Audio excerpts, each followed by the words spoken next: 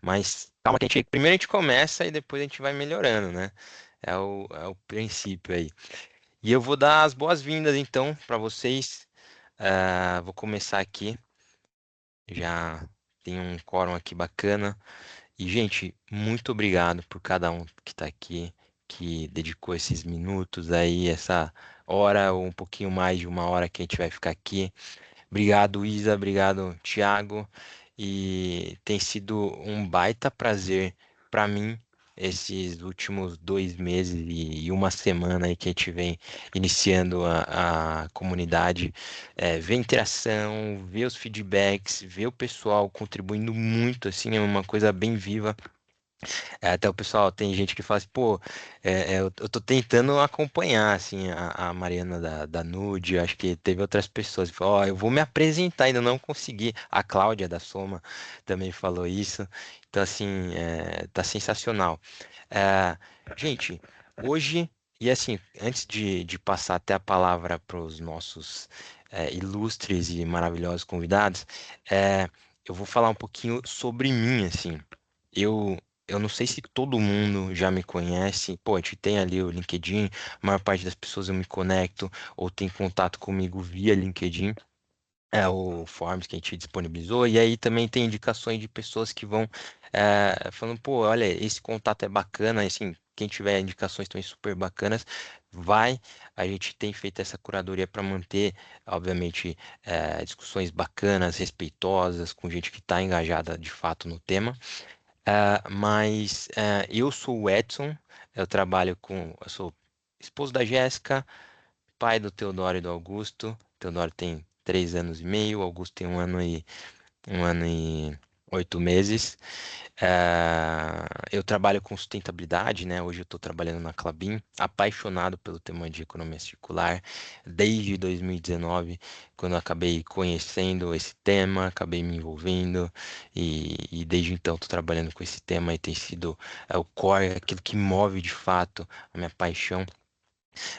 Na hora que a gente fala sobre sustentabilidade, é onde eu vejo que eu posso contribuir.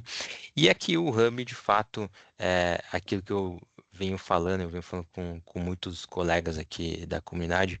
Esse é um projeto que nasce muito como um carinho interno meu de externar aquilo que eu gosto de fazer muito, conectar pessoas, promover conversas relevantes, interessantes, criar propostas de valor. Eu acho que é legal quando a comunidade está viva, pô, tem essa necessidade, eu ofereço esse serviço. E essa é a ideia, esse ganha-ganha geral não centralizado em mim, mas que seja de fato algo vivo, que agregue para cada um que está ali. E que a gente produza discussões, conteúdo de alto nível. Então, é isso que eu queria dizer sobre a comunidade. Então, tem sido muito prazeroso aqui, tá bom? É, eu vou dar minhas boas-vindas primeiro para Isabela, fundadora da Atmo, que oferece soluções digitais. Antes dela ter entrado, inclusive, muita gente referenciou ela na comunidade. Pô, olha o Diego Gritani. Eu não lembro quem mais falou sobre a Isabela, na verdade, sobre a Zaya, né? E aí a gente foi descobrir que tinha mudado para Atmo. E aí a gente fez a conexão, foi muito bacana as conversas que a gente já teve, eu e a Isabela. E ela é super especialista em ACV. E um ponto anterior também que eu queria comentar. Essa live aqui, esse encontro, nasce não porque eu sou mega especialista sobre o tema. Hoje, na Klabin, até compartilhando com vocês. Eu trabalho com esse tema, trabalho junto com a Laís, que é a nossa consultora que ajuda lá, está aqui na live, inclusive. Laís, muito obrigado pela presença. Trabalho com esse tema no sentido de fazer a gestão desse tema internamente, a gente organizar tudo que a gente tem feito e dar essa visão geral, organizando desde Power BI, os estudos e tudo mais. E eu sou um aprendiz sobre esse tema. Então, assim, isso nasce muito de anseios, dúvidas minhas, conversas acho que já deu umas 300 horas eu e a Laís de dúvidas e tudo mais. Toda semana a gente fala, quase todos os dias por WhatsApp também. Então, assim, nasce disso. Eu sou um aprendiz aqui, então não quero vomitar nada para vocês. Por isso que eu trouxe essas duas presenças ilustres. E o Thiago, pô, o cara é sensacional também. O Thiago trabalha com esse tema. E é legal que assim, os dois trazem duas perspectivas assim de um tema que é extremamente complexo, que a gente quer desvendar um pouquinho, e dar uma mastigada para vocês sobre algumas coisas assim, planificar entendimento, algumas coisas de tendências, como que está correndo. Então assim, tem dúvida? Pô, joga ali no chat. A gente quer organizar um pouquinho assim, eu tentando ser um moderador na hora que vai surgindo alguma dúvida, escrevam só para, pô, se tiver muita gente também a gente não ficar desorganizado. Mas ele é consultor de sustentabilidade na Seiva, que tem o foco em letramento em sustentabilidade. Ele trabalha aí como pesquisador também no tema de ACV. E eu vou deixar a palavra com eles. Isa, brilha aí, compartilha sua tela, seu material e vamos que vamos. Bora. Bom, gente, o Edson já fez uma intro, mas só para dar um micro contexto, eu venho de mundo corporativo, eu trabalhei muito tempo na Braskem, no time de sustentabilidade, olhando para a economia circular, olhando para a estratégia de sustentabilidade ESG e olhando para mudanças climáticas. E foi lá que começou esse mergulho no tema de ACV, porque pauta muitas das discussões que estão relacionadas ao plástico, como a gente tem visto bastante aqui no grupo. E foi ainda na Braskem que eu criei a minha primeira empresa, que era a Zaya, é uma plataforma de cálculo de impactos ambientais, com foco em ACV e em inventário de gás de efeito estufa. Por N razões, enfim, tive que recomeçar agora com a Atmo e aproveitei para expandir o portfólio para outras ferramentas de sustentabilidade. Então, a parte de relatórios de RI, SASB, e por aí vai. Qual que é a minha ideia aqui para hoje é trazer conceitos básicos relacionados à CV, para nivelar conhecimento mesmo. Eu estou longe de ser uma expert no tema, é um assunto super profundo, então sempre tem muito a aprender, tem muita coisa mudando, tem muita conversa em andamento do ponto de vista científico mesmo, então é um aprendizado contínuo. Mas a ideia é dividir com vocês o que eu sei e tentar trazer de uma forma didática para a gente conseguir colocar todo mundo numa mesma página. Então, bora lá. Cara, eu acho que como a gente não está com muita gente, eu não me importo se vocês forem fazendo perguntas no meio do caminho. Então, se tiver alguma coisa que impeça o entendimento do todo, já levanta a mão, só falar que eu respondo. Vamos lá. Primeiro ponto, né? Vamos começar do começo. O que é a avaliação do ciclo de vida? A ACV é uma ferramenta e ela serve para avaliar os potenciais impactos ambientais de um sistema de produto ao longo de todo o seu ciclo de vida. E aí, quando a gente fala aqui sistema de produto, a gente pode estar falando de um produto físico, de um serviço, de um sistema dentro de uma indústria, enfim, a gente vai justamente, vou passar aqui, setar o que a gente está avaliando dentro desse escopo. Então, o primeiro passo é entender quais são as etapas, né, dessa CV e os limites do que a gente vai olhar dentro dessa metodologia. Então, via de regra, o que é mais recomendado é sempre a gente olhar do início ao fim do ciclo de vida.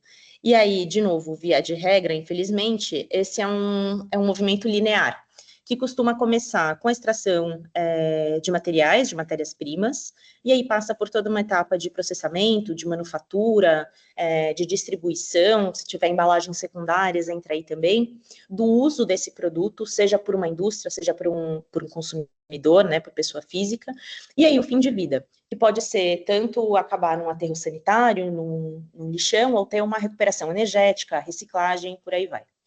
Então, dentro desse longo potencial ciclo de vida, é sempre importante setar muito bem o que está sendo analisado.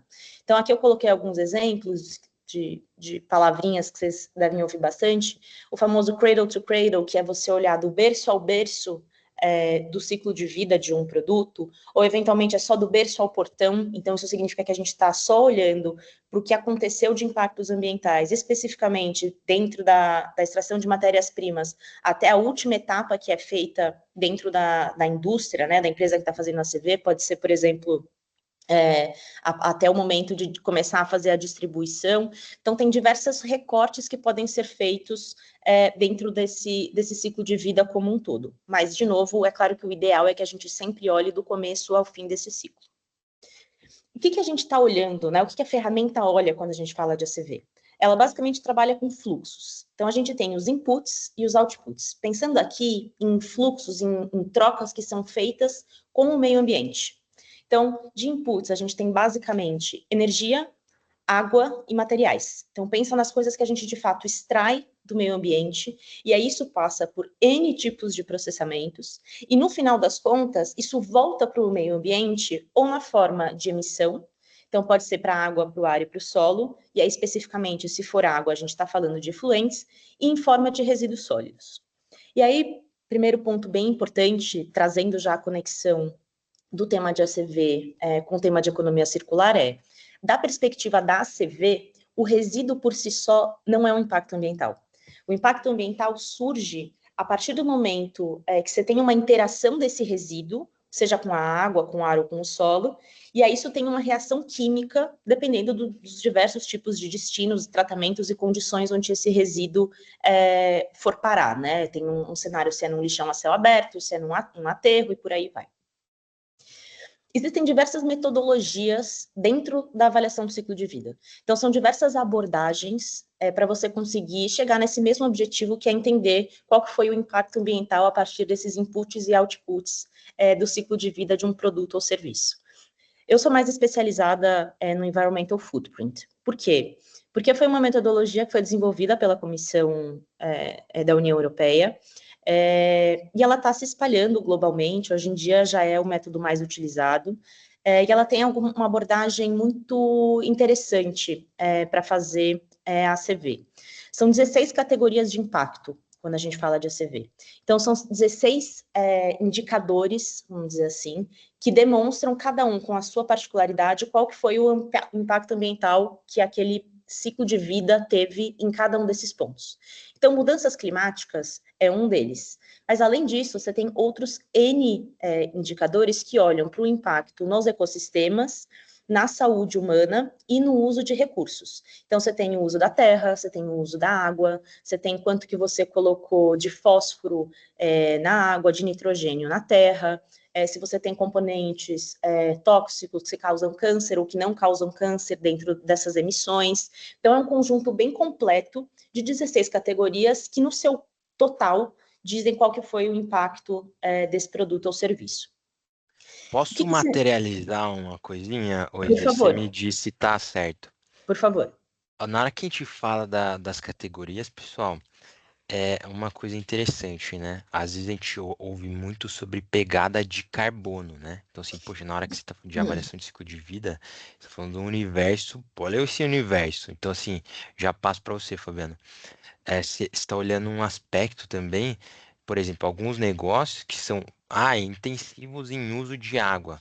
Poxa, às vezes, não sei, né? Pode ser que mudanças climáticas seja uma categoria que tenha um peso X, mas uso de água extrapola, ou questão da terra, seja, enfim, assim, isso é importante na hora que você faz a avaliação de ciclo de vida, que você acaba tendo essa fotografia bem geral, assim, que dá para você ver, assim, sabe?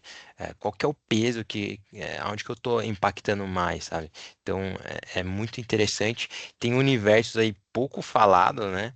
Pô, a gente fala aqui depressão de ozônio, formação de ozônio fotoquímico, que é super importante, né? Mas vai lá, Fabião. Ô, Fabiano, desculpa. Tranquilo. Boa noite, pessoal. Desculpa aí o jeito que eu tô no trânsito, então dá para falar porque eu tô literalmente parado. Imagina.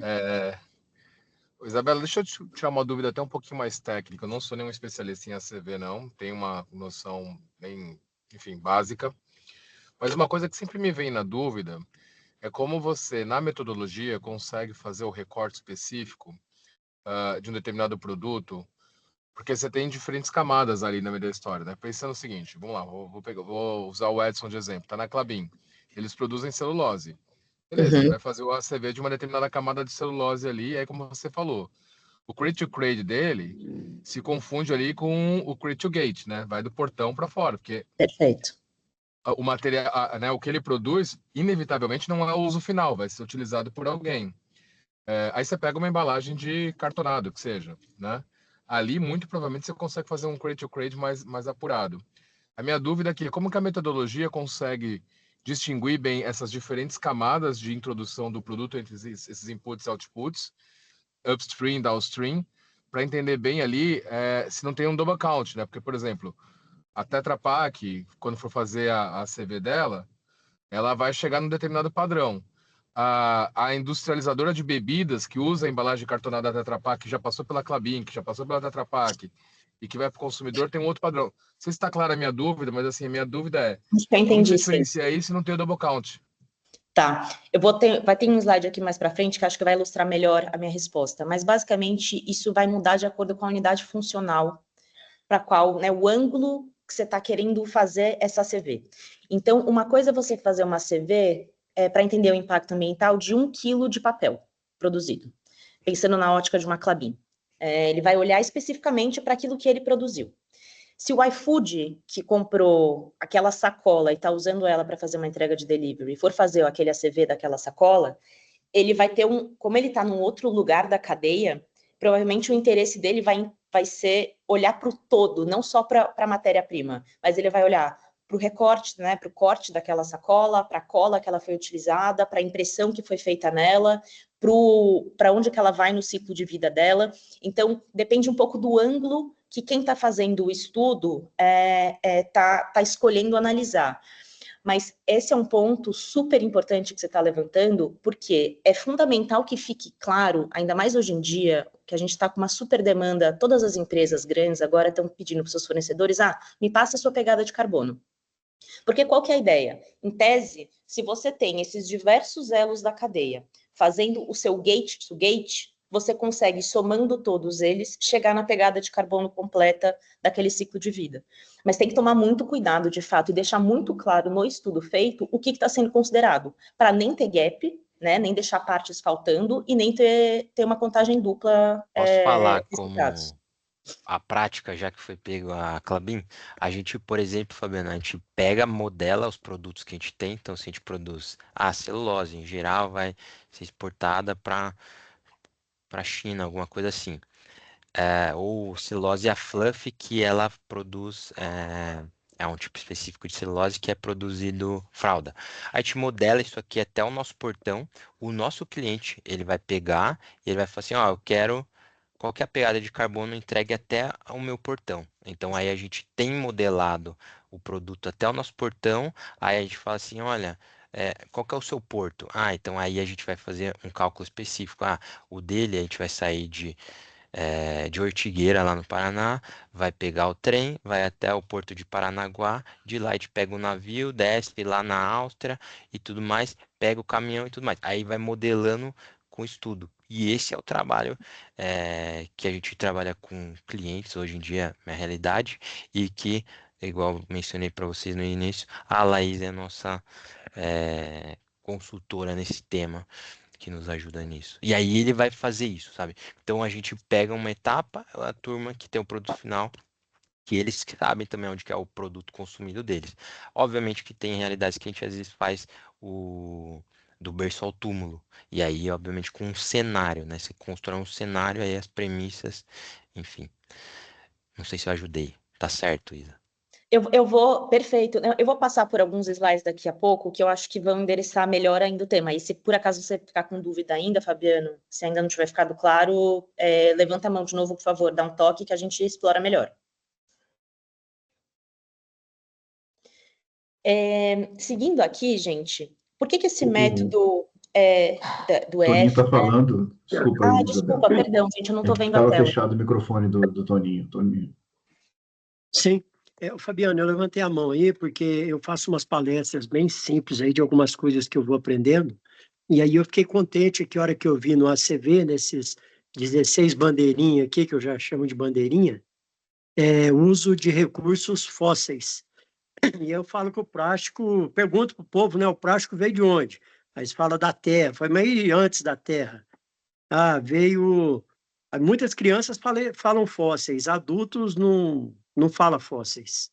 Aí eu vi os fósseis aqui e queria te perguntar, confirmar, né? Esses fósseis são dinossauros que tinham muita gordura e foram lá para o fundo da terra, misturaram com outros minerais, virou petróleo que virou plástico, é isso mesmo? É petróleo mesmo. Aqui, basicamente, petróleo, carvão, então, que são extraídos e aí são utilizados como recurso, por exemplo, para a produção do plástico. Tá perfeito? Perfeito, obrigado.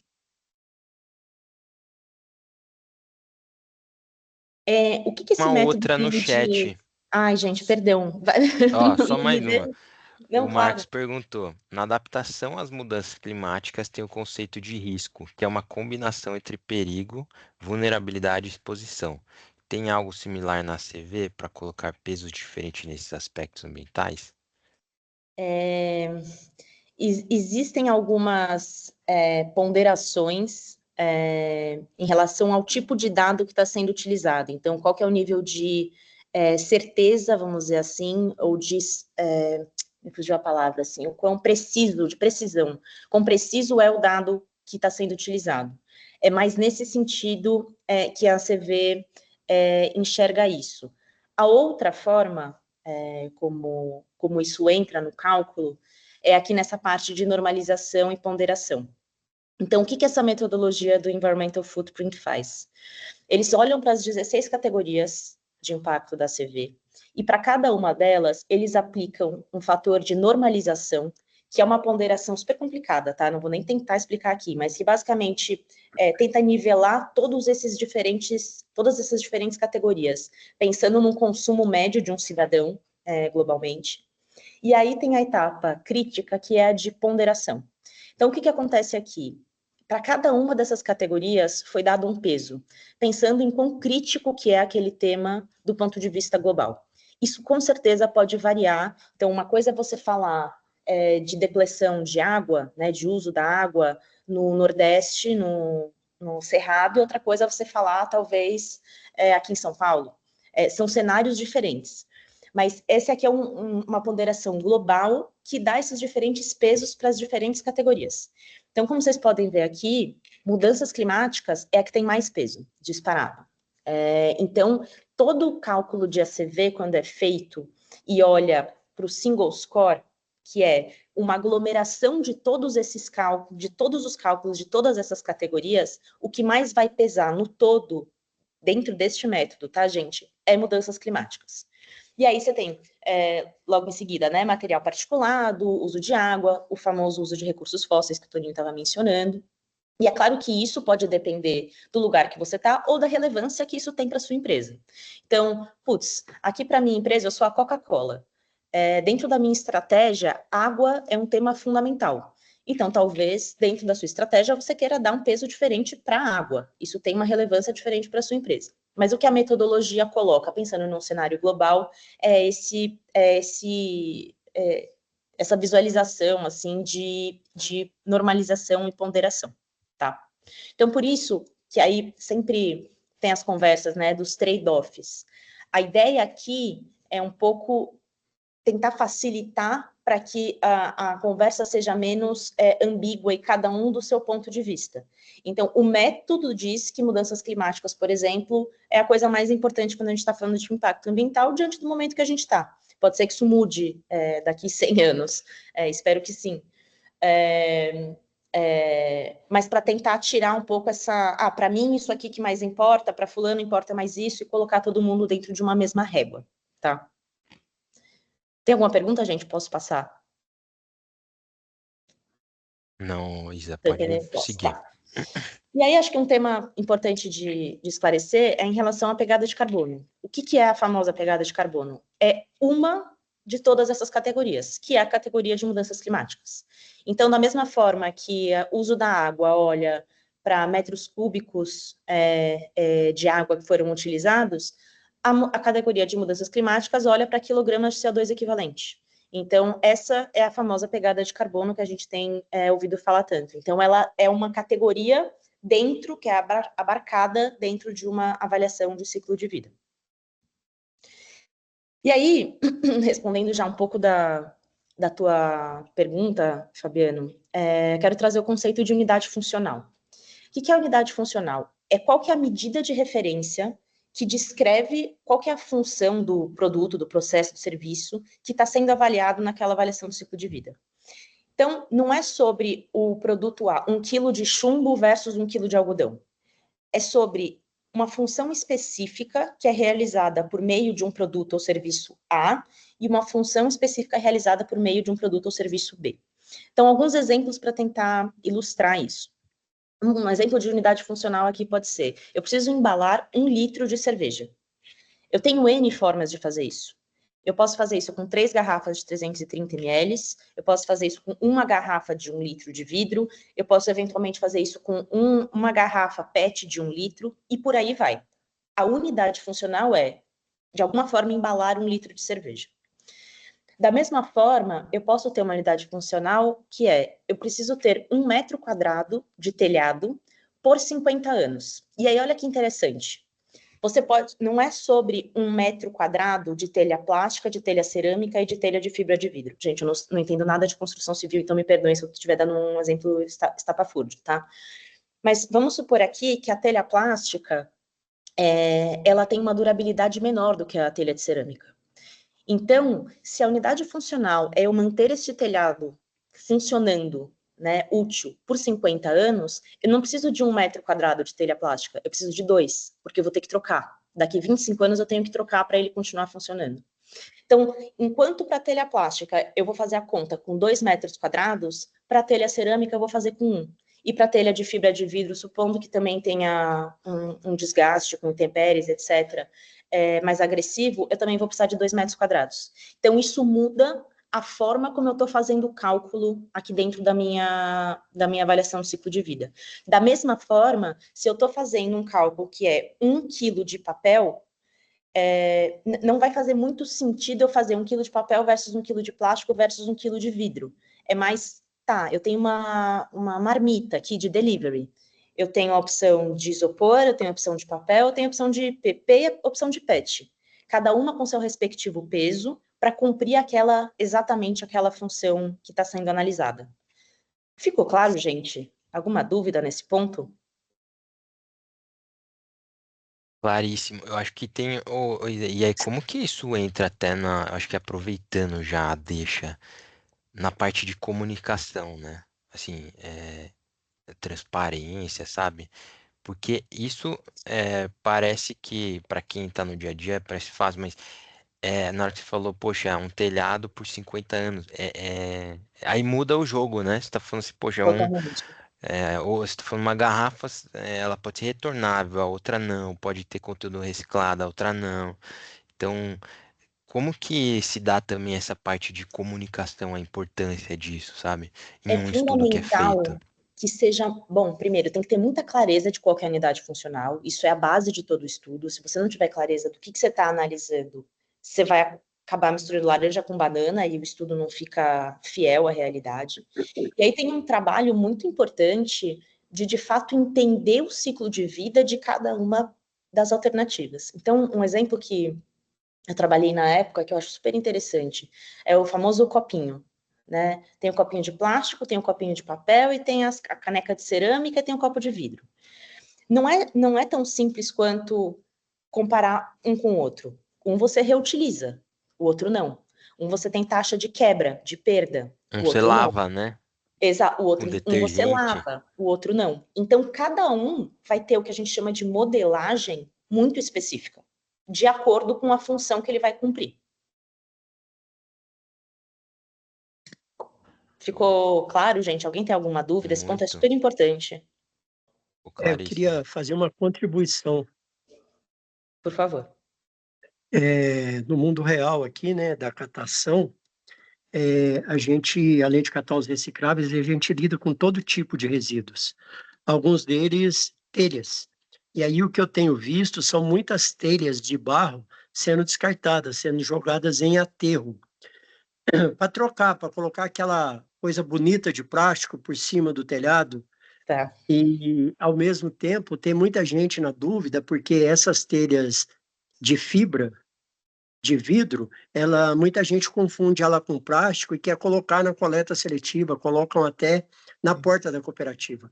E vai de encontro com o que alguém antes de mim aí falou, que como é que isso é divulgado para as pessoas, né? Porque essa informação aí é muito legal e não chega. Obrigado. eu acho que o Thiago vai abordar um pouco mais da perspectiva de legislação, né, de regulações, mas um tema que tem se conversado muito é de ter uma etiqueta de impacto ambiental para os produtos. Então, que descreva o que é aquele produto, evidentemente. A gente já tem isso em muitas coisas, mas às vezes a pessoa vê o triangulinho ali com o número 7, não faz a menor ideia do que isso significa. Mas de dizer onde que aquilo tem que ser descartado, qual que foi a pegada de carbono daquele produto, o que ele está considerando, para tentar trazer transparência para esses dados e para essas lógicas, né, para esses fluxos de ciclo de vida, que muitas vezes o consumidor final não vai ter a menor ideia do que acontece, né? Na cabeça da maior parte das pessoas, colocou ali no saco de lixo reciclável, é problema de outros, né? Crente que isso vai ser reciclado em algum momento, e sem entender que muitas vezes você não tem essa continuidade, você não tem um uso de mercado para esse produto, então não adianta nada ele ser reciclável, se ele não é reciclado. Mas acho que o Thiago vai conseguir abordar melhor o tema e contribuir bem mais do que eu nesse sentido. Posso fazer uma pergunta do chat? A Cláudia falou: a análise precisa pensar nos materiais e nos seus usos, correto? É isso, né? Perfeito. Perfeito. Show. Eu acho que o Fabiano quer falar mais alguma coisa. Deixa eu colocar uma pergunta barra provocação amorosa aí no sentido de reflexão, tá? Quando você vê um player qualquer, para a gente não nomear ninguém aqui nesse caso, optar por fazer uma análise do ciclo de vida, e eu gostei bastante dessa técnica que você trouxe da unidade, do parâmetro, na verdade, né, da unidade funcional. Isso ajuda a dimensionar. E aí que me despertou essa dúvida. Eu sou um player X, que produzo uma embalagem Y, e resolvo fazer uma análise do ciclo de vida. E aí conecta com a pergunta do Edson. Qual é a motivação efetiva disso? É eu trabalhar melhor a comunicação do meu produto ou é eu tomar a melhor decisão do ponto de vista da pegada que eu estou imprimindo? E aí eu não vou nem me prender à pegada de carbono, né? Porque aqui a gente está falando de pegada de carbono, pegada hídrica e, obviamente, a externalidade ambiental do pós-consumo, né? Então, você tem uma composição, no mínimo, de 3 fatores de impacto aí, certo? Então, eu volto para a pergunta original. A motivação que você enxerga hoje, qual é efetivamente? Porque depois eu tenho uma dúvida em cima disso, tá? Tem um mix, tá? Não tem só uma resposta. Tem muitas empresas que estão começando a olhar para a avaliação do ciclo de vida como uma ferramenta de estratégia de portfólio. Então, é você conseguir fazer um screening do que você está produzindo para entender onde estão o que a gente chama de hotspots. Então, cara, dentro do meu... Tenho 100 produtos aqui no meu portfólio. E que é Eu faço a screening, Isa? fazer uma avaliação de onde que estão os grandes geradores de impacto dentro do portfólio.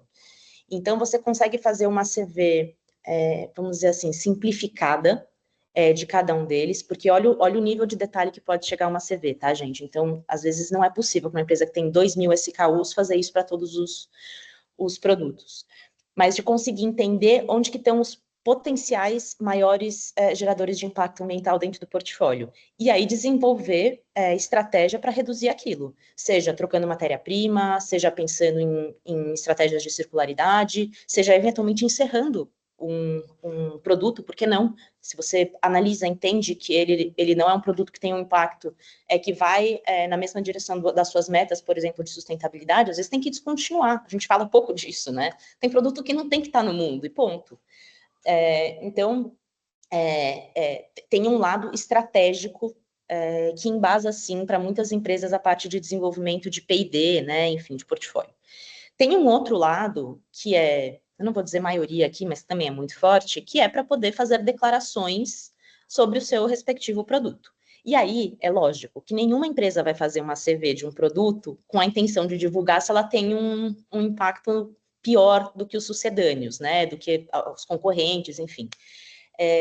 Então, isso normalmente é feito como um diferencial a ser colocado, e aí para públicos muito específicos, né, gente, que utilizam pegada de carbono, por exemplo, como um critério de compra, pensando em consumidor final.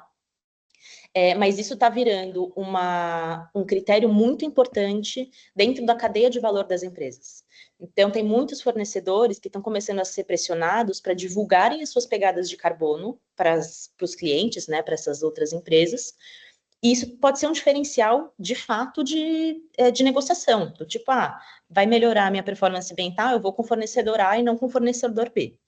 E aí, o perigo é a gente cair em estudos ou mal feitos, ou rasos demais, né?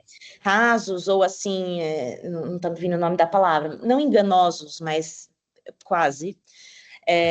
Então, a prática, né, e a recomendação O é que... famoso migué, né, Isa? O migué. Exato, porque tem muita coisa... Enviesado seria a palavra, enviesado? Totalmente enviesado e às vezes por falta de conhecimento, porque isso aqui é complexo, não é um negócio que, putz, qualquer um, vou aqui fazer uma CV, não é assim. Então, às vezes acho que tem uma falta de conhecimento, mas às vezes tem uma má intenção mesmo ali de omitir coisas, sabe? De dar um viés, sim.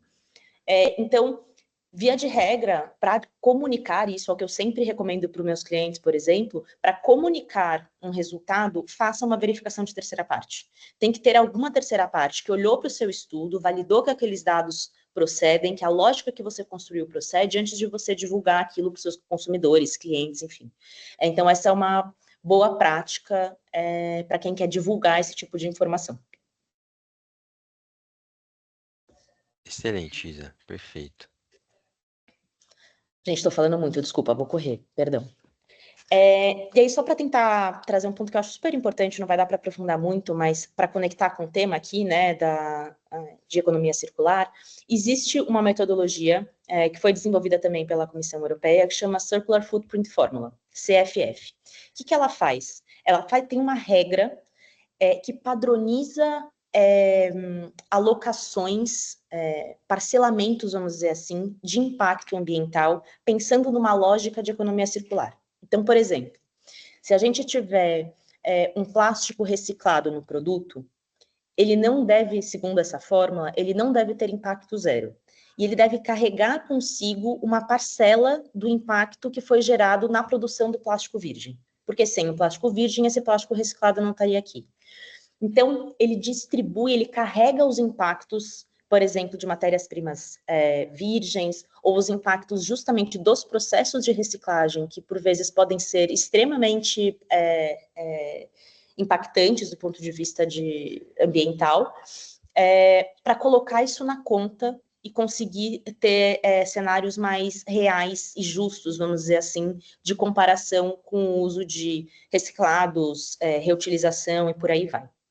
Então, esse aqui é um mundo que eu acho que a gente pode discutir em outro momento, mas só quis trazer isso porque eu acho que pode ser bastante interessante para esse fórum específico. E aí, reta final aqui, gente, prometo, desculpa. Trouxe aqui um exemplo, claro, estou usando aqui o software da Atmo, mas essa lógica funciona quase para qualquer outro software, de como que funciona a construção de uma CV. Então, aqui eu trouxe um exemplo de uma embalagem de shampoo de 200 ml. Essa é a minha unidade funcional. Eu preciso embalar 200 ml de shampoo. E aí eu quero fazer uma CV especificamente com plástico de alta densidade, polietileno de alta densidade. Aí, qual que é o que a gente chama de modelagem, né? A gente vai quebrar esse produto em componentes. Então, aqui, para formar essa embalagem, eu tenho o frasco, eu tenho uma tampa, eu tenho um rótulo e eu tenho muito provavelmente uma caixa secundária, né, uma embalagem onde eu usei para fazer transporte. E aí, para cada um desses componentes, por exemplo, aqui para o frasco, eu tenho as etapas do ciclo de vida. Então, da onde veio esse meu frasco? O que entrou nesse ciclo de vida dele?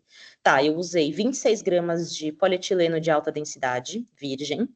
Depois, esses mesmos 26 gramas passaram por um processo de injeção para conseguir dar o formato de garrafa, né, de frasco para essa embalagem.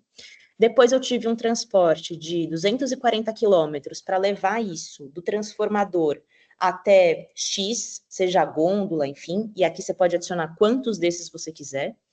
E no final, eu vou ter, como é um produto de, entre aspas aqui, né, uso único, no final eu vou ter o fim de vida. O que significa esse fim de vida? A gente consegue modelar, na linha do que o Edson falou, né, pensando em cenários. Então, aqui pensando no cenário Brasil, para essa embalagem específica, a gente pode estimar que eu tenho 20% dessas embalagens sendo recicladas. 70% vai para o aterro sanitário e 10% vai parar no lixão. Existem esses dados, a Abrelp, hoje em dia a Brahma, se não me engano, divulga essas informações anualmente, então isso aqui é constantemente atualizado. Eu peguei números meio genéricos aqui, tá, gente? Mas as proporções são mais ou menos essas. Então você consegue ir modelando para aquele produto específico o que vai acontecer com ele. E por que isso é importante? Porque o fim de vida de uma garrafa PET é completamente diferente de uma embalagem, aquela molinha de plástico, tipo de refil de sabonete, que, bom, Toninho pode dizer aí, que muito provavelmente não vai ser reciclada. Então, você consegue customizar esse fim de vida de acordo com o cenário específico daquele produto. Então, é uma lógica bem de receitinha de bolo aqui, gente. Quais foram os ingredientes, né, os dados que eu usei em cada uma dessas etapas do ciclo de vida? Ficou claro? Muito claro, Isa. Sai montando um quebra-cabeça aí com cada etapa Exato, do processo, pelo que você falou, né? É muito show. E exatamente. muito legal a plataforma também. E aí, o que isso Parabéns. gera, Mas, gente? Isa, desculpa, você Diga. vai ter que assumir alguns parâmetros meio, vamos dizer assim, estandarizados, né? Porque, por exemplo, pegando essa sua própria lógica, até para esse frasco de shampoo ser reinserido, por exemplo, numa coleta seletiva que seja, ou parar numa coleta convencional, você vai ter dois caminhos possíveis, né? Ou ele vai para um ciclo de reciclagem, ou ele vai para um aterro, um cenário. Uhum. Você tem cenários, por exemplo, a gente não perder de vista, né? O Brasil é enorme e com realidades distintas aí, né? Você tem cenário que nem a coleta convencional é efetiva. Uhum. E aí, muito provavelmente, isso vai ficar circulando aí em algum lugar até chegar em um rio, um lixão ou alguma vala mesmo. E você não vai, e a Perfeito. gente não consegue, seria praticamente impossível conseguir estimar esse impacto efetivo. Então, você vai ter que assumir um padrão. Ou vai para aterro, ou vai para uma reciclagem, ou vai se perder em algum lugar desse contexto, né? Né? Normalmente é uma mistura. Mas o que a gente costuma fazer é buscar na literatura, eu mencionei aqui a Brahma, né? Mas existem outras fontes de informação, é entender qual que é o perfil desse tipo de resíduo, desse tipo de material, no lugar onde você está fazendo essa CV. Então, vai ser totalmente diferente eu fazer esse estudo aqui para São Paulo e eu fazer isso, sei lá, para algum lugar no Quênia. Vou te dar um exemplo concreto, tá, Isa? Por que eu estou colocando essa pergunta? Eu estou estudando no detalhe essa dinâmica da economia do lixo, tá? E Uhum. estou usando a cidade do Rio de Janeiro como meu paradigma de avaliação. E estou olhando com bastante detalhe aí todos os dados, por exemplo, da coleta feita pela Conlurb, tá? Eu chego, por exemplo, num padrão mínimo dos dados oficiais divulgados por eles, né, pelos PMGRs lá deles, os planos municipais de gestão de resíduos sólidos, numa gravimetria distribuída ali na casa de 12% de materiais potencialmente recicláveis. Obviamente, ali entre os economicamente viáveis e não economicamente viáveis. Se eu faço um recorte e segrego isso, por exemplo, pela Zona Sul, eu aumento esse percentual para a casa de 26% a 38%. Nossa, Se eu olho para a Zona Norte, isso cai para 8%. Você entendeu o que eu estou dizendo? Então, assim, numa mesma região, você vai ter uma diluição de dados aí que vai, de certa forma, deixar alguns blinds aí no meio do caminho, entendeu? Certamente, certamente. E aí, qual que é a recomendação da metodologia? É você identificar, quando eu falei de screening, né, é fazer essa CV por cima, vamos dizer assim. Gente, é que não é uma palavra certa porque parece que é mal feito, não é isso. Mas fazendo, por exemplo, com dados secundários, né, desse modelo que eu mostrei para vocês. O que essa CV, essa primeira CV vai te mostrar? Ela vai falar assim, ó, do teu resultado total, a tua pegada de carbono para cada embalagem de shampoo que você produziu é de 67 gramas. O teu impacto total, que é o single score, que eu falei que é o dado que agrega tudo, é 0,48. E aí, a partir disso, a CV vai te dar quem que contribuiu mais com cada impacto ambiental e no impacto ambiental total. Então, você vai chegar numa informação do tipo, para essa embalagem de shampoo, o que importa é o material... eu coloquei aqui PET reciclado, desculpa, troquei. Mas aqui pensando o PAD virgem que você usou para fazer o frasco. Isso corresponde a 64% do teu impacto ambiental. Aí você vai descendo, você vai ver, tá bom, vou ver aqui o fim de vida, a reciclagem desse PAD. Putz, corresponde a 4%. O que isso significa? O potencial de oportunidade dentro desse estudo, tá, gente? Isso aqui definitivamente não é regra para tudo. Mas o potencial de oportunidade de redução de impacto ambiental, se eu mexer especificamente na reciclagem, é pequeno. Isso está pesando pouco no meu ciclo de vida.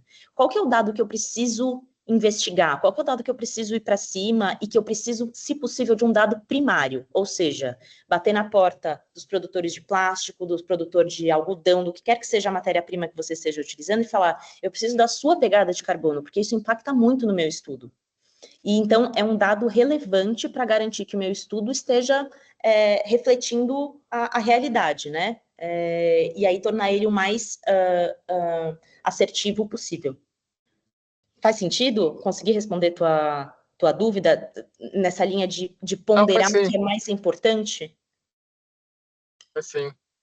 É que você está ponderando o que é mais importante e, obviamente, em cima de uma das... Vou usar o termo lá do Toninho, né? Sobre uma das bandeirinhas, né? Quando você olha, por exemplo, para efeitos de emissões, pode ser que seja isso. Se você olhar pelo recorte da externalidade, por exemplo, que é a disposição adequada ou inadequada, pode ser que você inverta isso, entendeu? Aí, Perfeito. você vai ter que eleger parâmetros, né? Perfeito.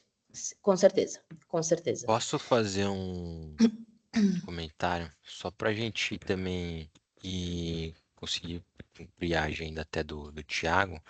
Se vocês puderem escrever esse depois, enfim, assim, eu ficaria horas aqui falando exatamente sobre isso, que eu acho que até a gente tocou num ponto até que depois eu até queria falar, comentar uma coisa, uma pergunta, sobre essa questão, né? Pô, aí que os mundos tocam, né? Até onde circularidade, né? As pessoas vão vendo qual que é o escopo que dá para atingir, mas só para a gente ver nisso, da gente tentar ir. Vou fechar, desculpa, Não, gente. mas tranquilo, tá Falar. incrível, tá muito bom o Perdão, conteúdo. perdão. Vai lá. Para fechar, um resumão aqui. Para que serve uma CV, então?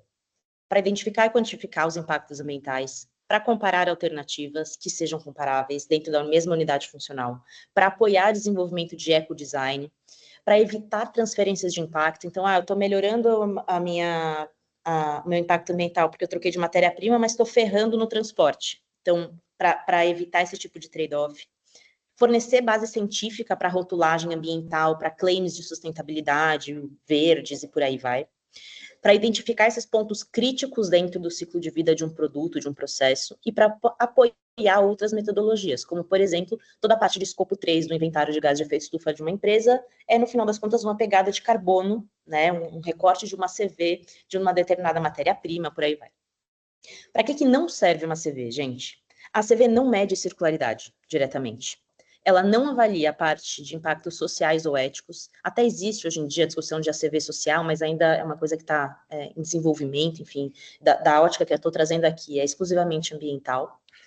Ela não calcula a parte financeira e ela não elimina a subjetividade. Como a gente já falou aqui, depende da metodologia que eu usei, depende da premissa que eu coloquei ali no meu fim de vida, depende do dado que eu estou... Então, depende de muitas coisas. Infelizmente, ela não elimina essa subjetividade.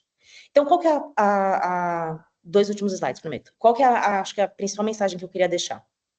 Circularidade não é sinônimo de sustentabilidade.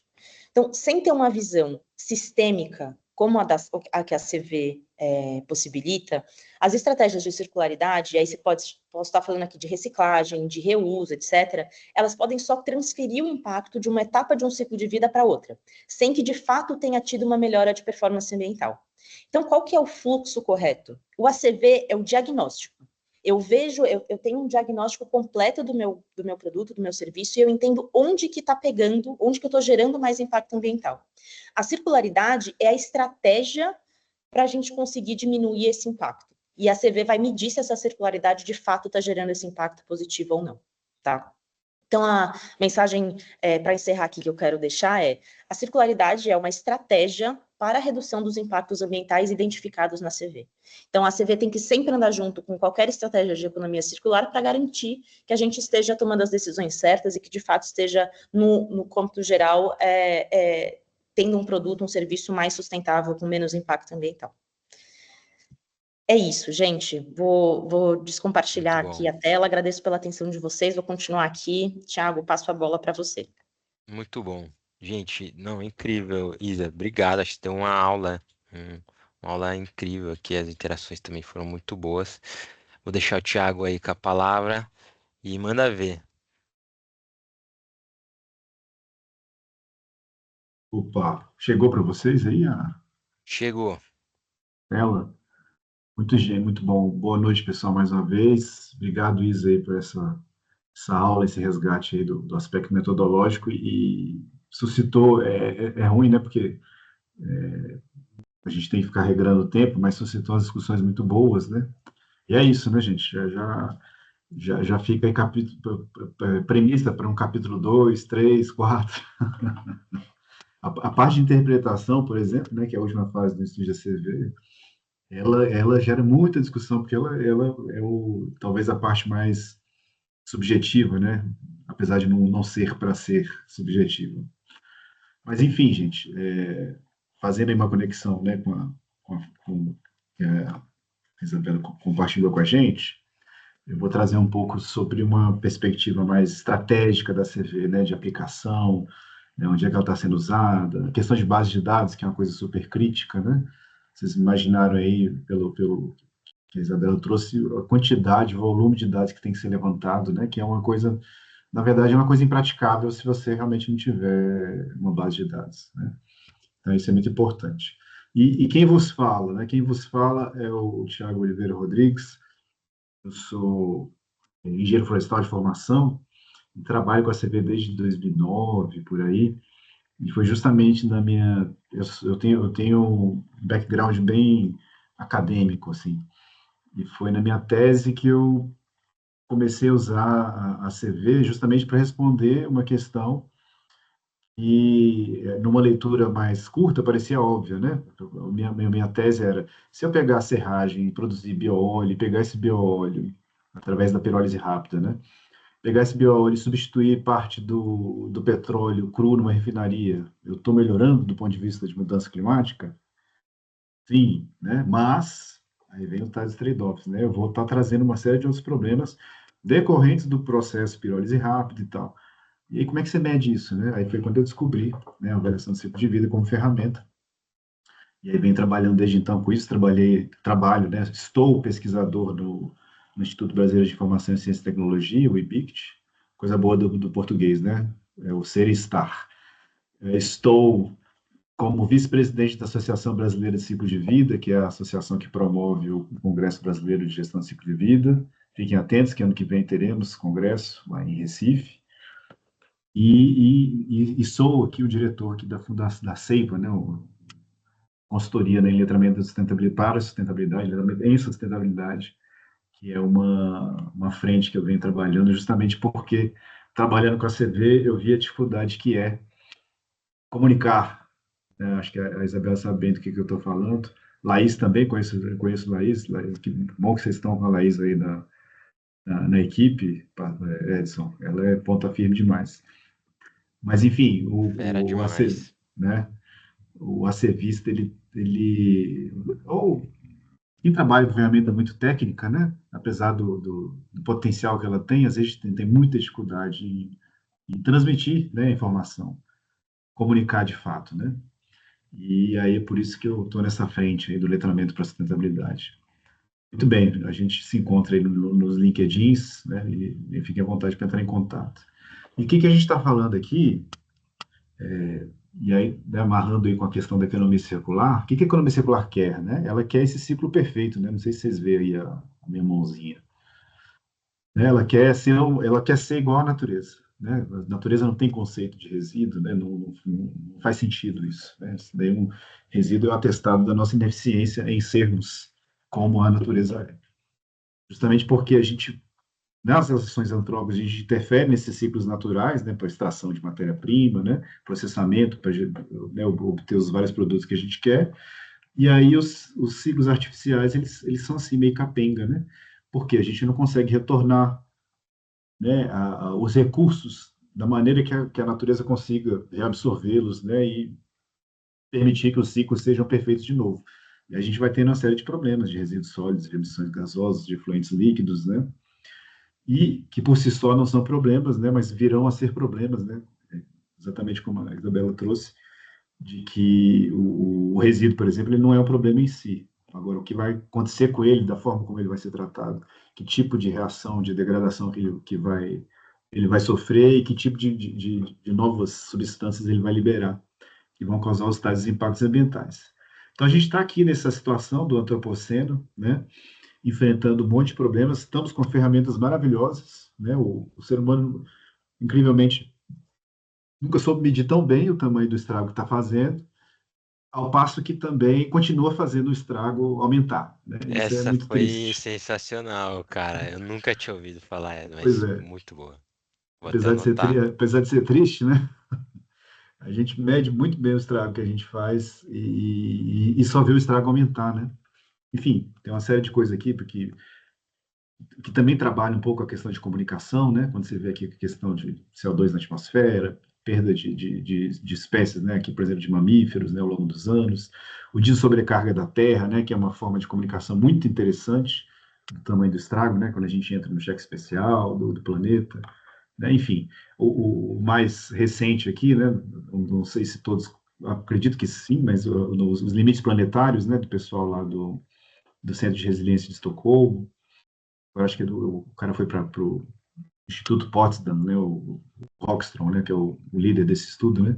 Mas, enfim, a gente vê que aqui, tudo que mostra aqui é que a coisa está feia, né? Esse é o ponto. E a gente está enfrentando essas crises planetárias que a gente tem uma dificuldade muito grande, que é, na verdade, um pouco da discussão que a Isabel estava trazendo. O que é importante, o que é crítico, né? É mudança climática, é escassez hídrica, é toxicidade humana, né? Como é que a gente mede isso, né? E aí vem a tal da ACV, Avaliação do Ciclo de Vida, para nos dar esse suporte, justamente porque ela parte, né, de uma premissa de visão sistêmica e de que você vai encarar trade-offs, né? Vocês lembram lá da fala da Isabela da questão das unidades funcionais, né? Que a gente tem que avaliar, não é o produto em si, mas a função que ele exerce, né? E muito bem, a gente, ser humano, também tem um vício na comparação, né? E basicamente a CV, volta e meia, né? Basicamente a CV é usada para comparação. A gente faz a CV para mostrar que o nosso produto é bom né, e falar que o dos outros é ruim, né? Mas essas comparações, elas são muito... Depois eu vou até mostrar uma norma específica que ela trata dessa questão. Elas são muito sensíveis, né? Justamente porque a gente precisa dessa visão sistêmica, né? Para poder, de fato, comparar, né, um produto com outro, né, um sistema com outro, né? E a ACV, ela te permite isso, mas ela também te orienta, né, da melhor forma como você pode comparar, né? O que eu gosto muito de falar é da gente tentar sair do juízo de valor, da balança, né, do melhor e pior e tal, porque a ACV, ela vai te trazer essa visão É ampla, a né? história do tamanho é documento aqui, né? Tipo, Sim, quanto, né? Tipo, o meu é menor aqui, né? Tipo, então eu sou melhor nisso e tal. E às vezes pois é é. raso, né? Exatamente. Às vezes, assim, você é melhor em mudança climática, mas a que custo? Né? Tá pesando em algum outro pratinho da balança, né? Que seja da água, que seja da toxicidade, né? Enfim, e aí, com essa visão sistêmica, a gente, né? Vocês vão ver resultados de estudo de ACV lá, que tem gráfico de barra, e você vê lá. E aquilo que a Isabela trouxe também, que é uma coisa que acho que denota muito esse vício que a gente precisa de comparação, né? Que é a questão da normalização, das ponderações, né? Justamente você conseguir atribuir pesos, né? Para as categorias de impacto, né? Mas que faz sentido do ponto de vista de comunicação, eu acho, né? A norma, ela fala que é opcional porque carrega muita incerteza, né? Essas questões de ponderação. Bom, essa aqui é a cara da CV enquanto caminhos a seguir, né? Do objetivo e escopo, inventário de ciclo de vida, avaliação de impactos, interpretação. Essas setinhas indo e voltando é justamente porque é um estudo muito interativo, né? Na interpretação você vai ver que você tem que voltar lá no inventário para levantar um dado, enfim, para fazer algum tipo de ajuste, na própria avaliação de impacto, né? Isso acontece bastante, né? Por exemplo, que eu estava falando da minha tese com a pirólise rápida. Segundo, enfim, você vai fazer um estudo, você pode estabelecer uma regra de corte, essa regra de corte pode ser baseada em um critério de massa. Ou seja, você não vai levantar os dados abaixo de 1%, uma coisa super arbitrária, né? Agora, você tem que estar atento para a relevância ambiental da coisa. O que eu quero dizer com isso? No processo de pirólise rápida, que eu usei para pegar a serragem, transformar em bióleo, sai uma substância chamada HAP, que é o hidrocarboneto aromático policíclico. Isso, do ponto de vista de toxicidade humana, o fator de caracterização dele é da ordem de 5.000, né? Então, às vezes, uma fração mínimazinha que você deixou de levantar no seu inventário pode ser muito crítica, né? Mesmo que a quantidade seja muito pouca, porque ele tem um potencial, né, de causar, né, problemas de toxicidade humana muito grande, né? Então, isso tudo você tem que estar atento, né, quando você vai fazer o estudo. Muito bem, e aí aqui só para trazer para vocês a questão das normas, essas são as receitas de bolo, né, que a gente vem falando, né, que elas dizem o que tem que ter no estudo de ACV, mas não diz exatamente o como, né, justamente porque o como ele vai das particularidades de cada tipo de sistema de produto que você está avaliando, né? Mas as primeiras normas, as principais, são justamente a 14.040 e 44, e depois veio a 14.025, que ela já vem com essa perspectiva de trazer o resultado para fora, né? Ou seja, é uma norma dedicada à questão da rotulagem, né? E aí, aqui no caso, a declaração ambiental tipo 3 é uma declaração ambiental que demanda um estudo de ACV. Mais para frente a gente vê uma coisa desse sentido.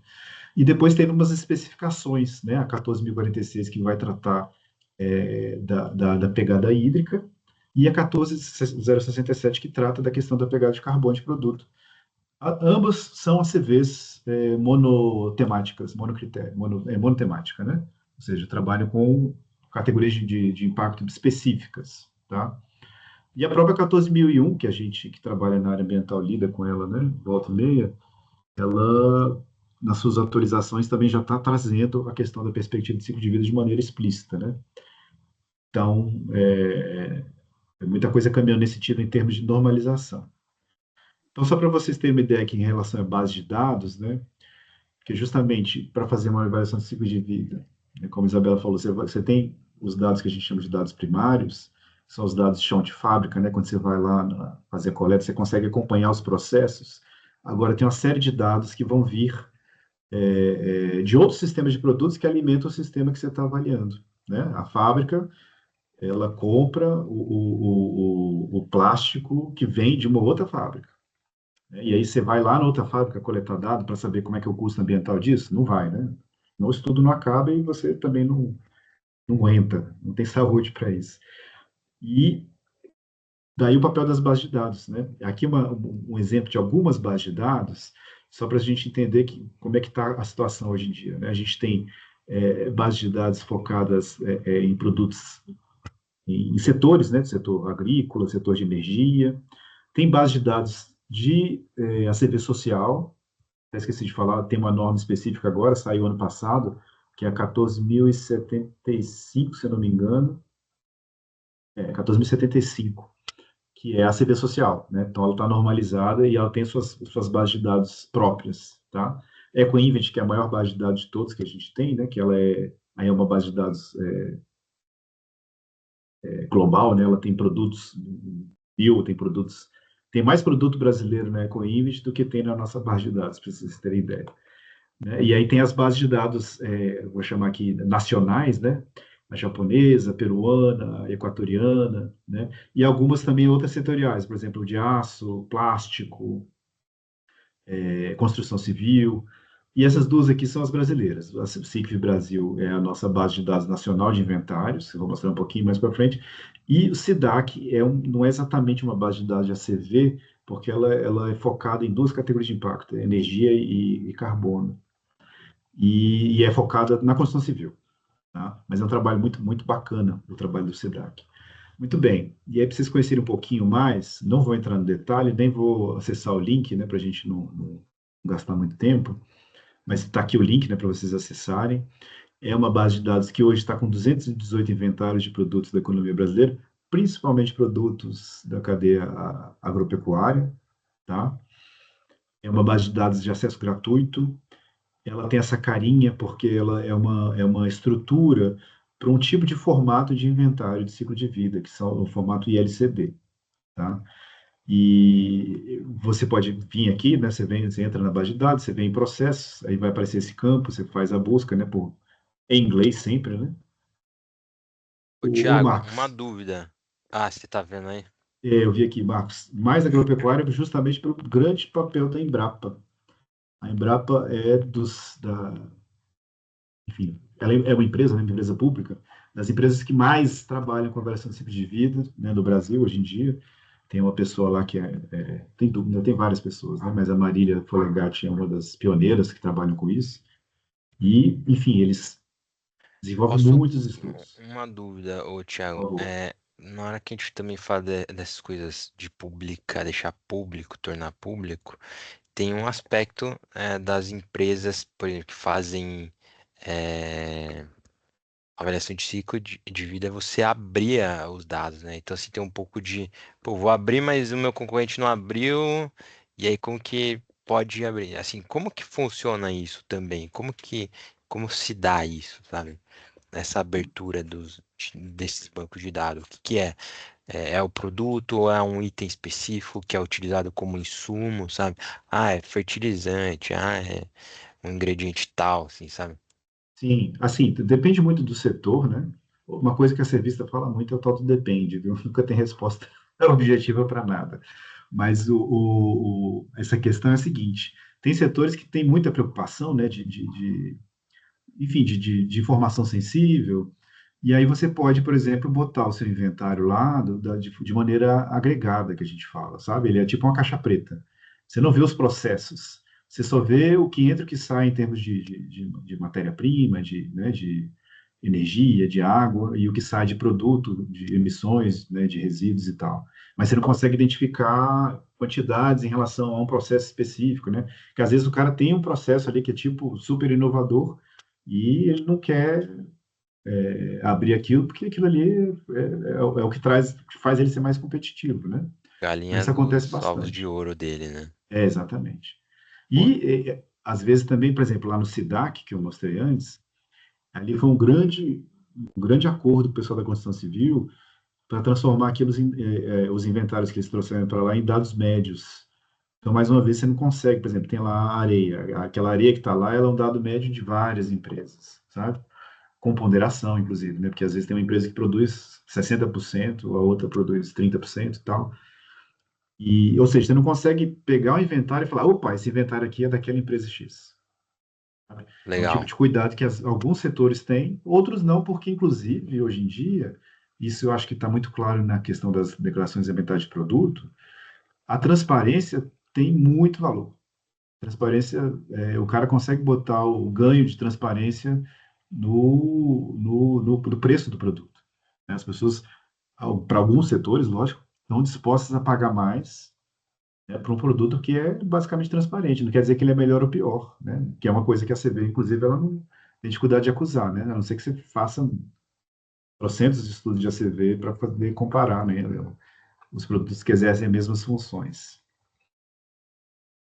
E aqui, gente, vocês vão, né, por exemplo, eu botei lá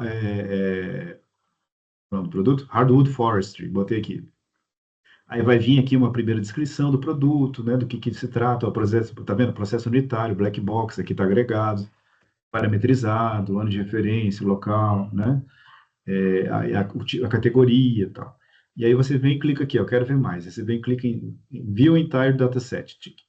Aí ele vai abrir essas 4 áreazinhas aqui, que você vai ter uma penca de informações, né? Descritivo do processo, de fonte, de referência, unidade funcional, né? Enfim, fluxo de referência, isso tudo vai estar aqui. Cada vez que clica em um desse, vai abrindo um conjunto de informações, né? E aqui seria o tal do inventário propriamente dito, então, quando a gente fala de dados, né? Então, para você ter uma madeira, 1 quilo de madeira seca,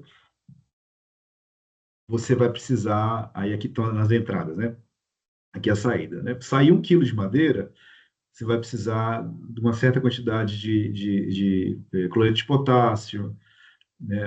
Tá vendo aqui, ó, 5 vezes 10 a menos 4 de cloreto de potássio, amônio, nitrato, enfim. Isso daqui não cabe num slide, né? Normalmente são algumas dezenas a centenas até milhares de fluxos, né? Dependendo da complexidade do produto, né? E tudo também relacionado a esse quilo, né? Que é a unidade funcional. A unidade funcional da madeira aqui no caso, né? Então, tudo que entra, tudo que sai, para você ter esse quilo de madeira, né? Em termos de matéria, né? De materiais, de energia, de água, né? E aí você fecha esse inventário de ciclo de vida que depois ele é traduzido em impacto ambiental, né, que é a fase seguinte de avaliação de impacto do ciclo de vida, na qual se atribui pesos, né, os fatores de catalisação que a gente chama, né. Por exemplo, né, acho que todo mundo está ciente aqui da questão do aquecimento global, né, e tem lá os seus fatores de catalisação em relação ao CO2, né, o CO2 é a unidade de referência, e ele, o peso é 1, né, e aí você tem o metano, que aí depender do método vai ser 25, né, 28. Você tem o óxido nitroso, N2O, que aí o fator de caracterização dele é da ordem de 300, né, 290 e poucos, né. Isso são os fatores de caracterização que traduzem a quantidade do inventário em impacto ambiental. Aí você vai chegar naquela informação de potencial de aquecimento global, potencial de acidificação, né, eutrofização e tal. Certinho? Aqui, gente, é uma outra forma, outra aplicação que a gente tem para avaliação do ciclo de vida, que são justamente as declarações ambientais de produto, tipo 3, que vem lá da 14.025, né? Que é uma norma criada para trabalhar essa questão de rotulagem ambiental, baseada em avaliação do ciclo de vida. Existem os operadores de programa, né, pelo mundo, né? A EPD é uma das principais operadoras de programa que existe, e ela tem um capítulo brasileiro, que é coordenado pela Fundação Vanzolini, que tem lá alguns EPDs de produtos brasileiros, né? Esses EPDs, na verdade, é como se fosse não sei se é a palavra certa, mas tipo uma espécie de sumário executivo de um estudo de ACV, porque ele é mais objetivo em termos de apresentação das informações, justamente porque as declarações ambientais de produtos elas têm que seguir o que a gente chama de regras de categoria de produto, né?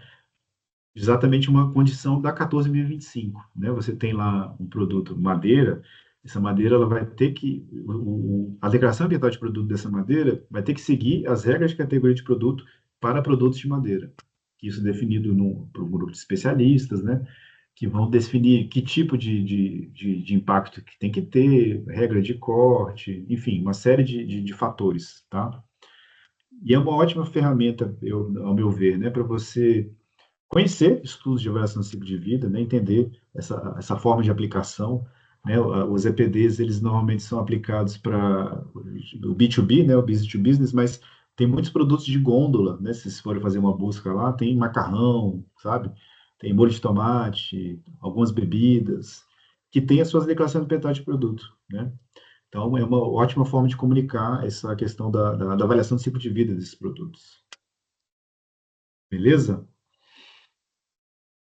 Bom, aqui um outro exemplo de aplicação da avaliação de ciclo de vida, esse é um exemplo bem bacana, porque ele é tupiniquim, né, da nossa realidade aqui brasileira, que é justamente a Política Nacional de Biocombustíveis, né, uma lei aí que foi promulgada em 2017, que é uma lei, provavelmente o nosso primeiro exemplo de mercado de carbono regulado, né? É uma lei que ela dá uma nota de eficiência energética para as usinas de biocombustíveis, justamente pela diferença de emissões, né? Por exemplo, de gasolina do etanol para a gasolina. Tem uma diferença de emissão, isso é premiado, né? Isso gera os tais dos CBIOS, que são os créditos de descarbonização, que, por sua vez, as distribuidoras são obrigadas a comprar. Até para assim, eu trabalhava na SGS, eles foram certificava e tal, várias usinas, eu lembro, quando Firma eu trabalhava inspetora, com né? isso. É. Hã? Eles são firma inspetora. Ah, é, exatamente. É, eu não sei, eu não sabia o nome. É. E aí uma dúvida, Thiago. Esse é um case de sucesso de uma política pública? Como que você avalia nesse sentido? Acho que é legal até, puxando. A minha visão é de um case de sucesso, sim. Agora, lógico que ele tem trade-offs, né? Ele tem trade-offs justamente, enfim, tem alguns casos assim de ordem assim, político-estratégico, sabe? Por exemplo, algumas, eu não sei precisar quantas ou quais, mas eu teve uma notícia de algumas distribuidoras que estavam questionando essa obrigatoriedade de comprar os CBIOS, né? Porque o mecanismo ele só funciona porque tem um agente que é obrigado a comprar, né? Que são as distribuidoras. Por quê? As distribuidoras elas têm que abater as emissões, né? Então, Legal. criou-se esse mecanismo para ela ser obrigada a comprar. Agora, os números são maravilhosos, assim, inclusive porque começou a entrar outros agentes que não eram obrigados a comprar, e comprando CBIO, né? Enfim, eu vejo assim, com muito bons olhos o RenovaBio, sabe?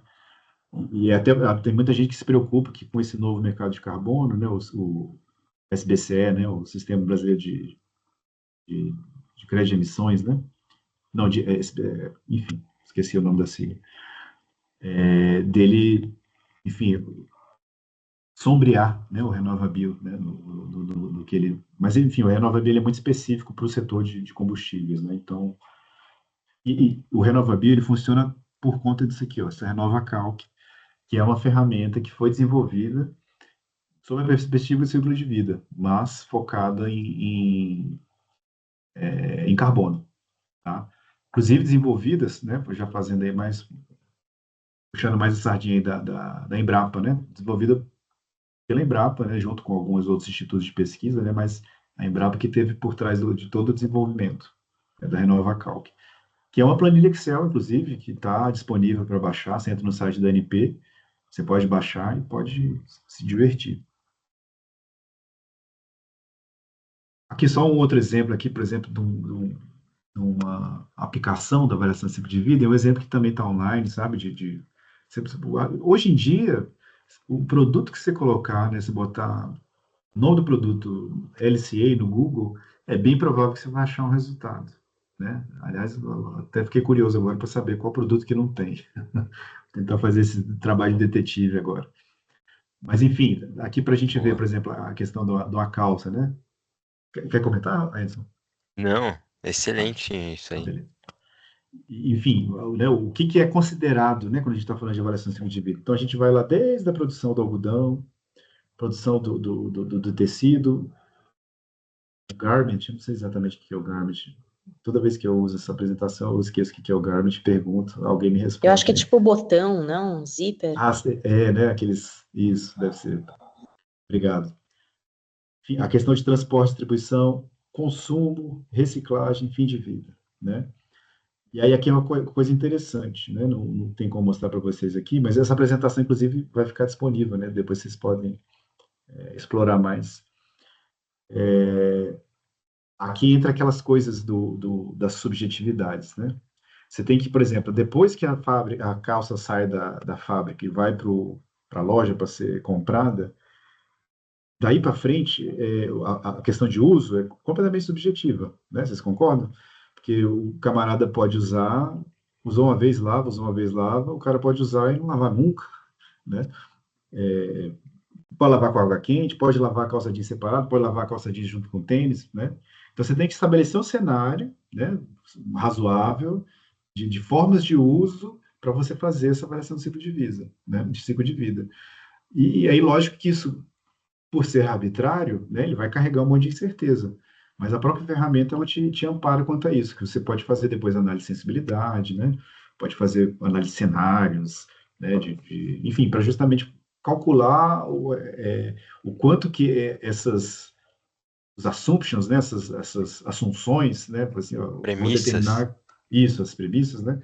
Eu vou determinar que o cara vai usar a calça jeans e vai lavar uma vez por semana, né? Ah, tá, mas e se eu lavasse 3 vezes por semana? Se eu lavasse uma vez por mês, né? Que tipo de impacto que isso interfere? Né, o exemplo que você trouxe, Isabela, também dos copos, né? Tem muito disso, né?